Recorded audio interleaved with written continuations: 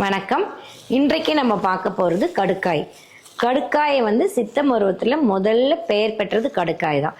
இது மூலிகைகளின் தாயின்னு கூட இதை சொல்லுவாங்க. ஏன்னாக்கா இது நமக்கு கண்ணுல இருந்து பாதம் வரைக்கும் உள்ளுக்குள்ளே இருக்க எல்லா ஆர்கன்ஸ்க்குமே இது நமக்கு யூஸ் ஆகுது.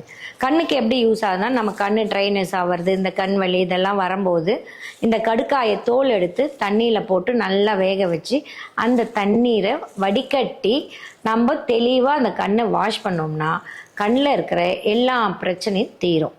அடுத்தபடியாக இந்த கடுக்காய் முக்கிய பங்கு எதுக்கு வலிக்குதுன்னா, நமக்கு ஆஸ்மா இருமல் எப்போவுமே இருந்துகிட்டே இருக்கும். ஒரு சிலருக்கு வீசிங் ப்ராப்ளம் இருந்துகிட்டே இருக்கும்.